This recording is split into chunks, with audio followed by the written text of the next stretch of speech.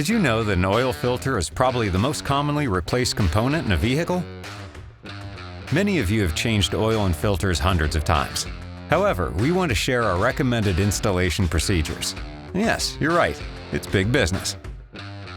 But first, remember the following tips to help ensure a safe oil filter change. Moving parts and high engine temperatures pose a significant hazard and may result in serious personal injury.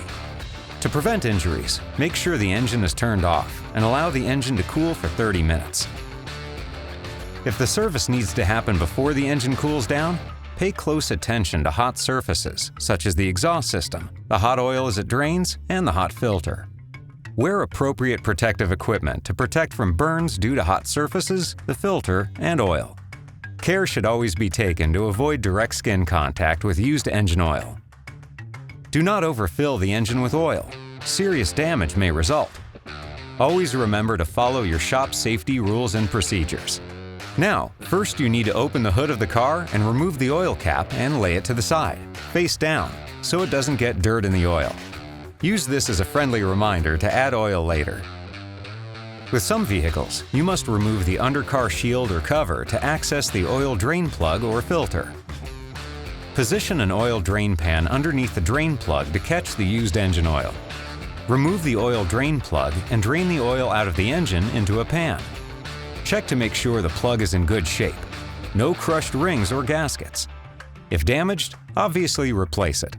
If it's in good shape, simply place it in a clean and handy location to replace it later. Next, remove the used oil filter. A cap wrench may be needed to loosen the filter. Be sure to reposition the drain pan under the oil draining from the filter as it's being removed. Drain the used oil from the filter into the drain pan. Now reinstall the oil pan drain plug. Tighten the drain plug with the appropriate sized wrench to manufacturer's torque requirement. You'll want to next clean the filter mounting surface, making sure the old filter's gasket isn't still stuck to it. Then apply a little bit of clean oil to the new filter's gasket. That's right, clean oil. Never use grease to lubricate the gasket. With some engines, make sure to fill the filter with clean engine oil.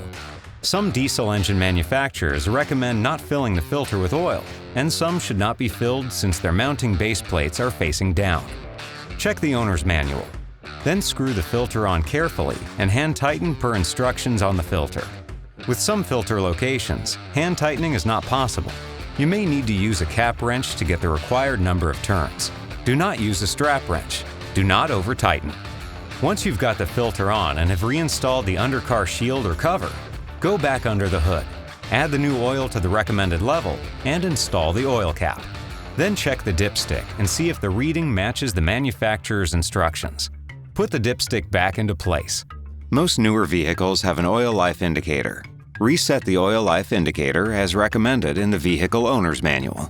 Now start the engine and make sure that the engine oil pressure light goes out or that the oil pressure reading comes up to normal on the pressure gauge. Then make sure there's no oil leaking underneath, around the new oil filter, or the drain plug. And last, but definitely not least, check local, state, and federal regulations for how to properly dispose of any used oil and filters. There, that's how it's done. No sweat. For the right filter for you and your car, go to wixfilters.com.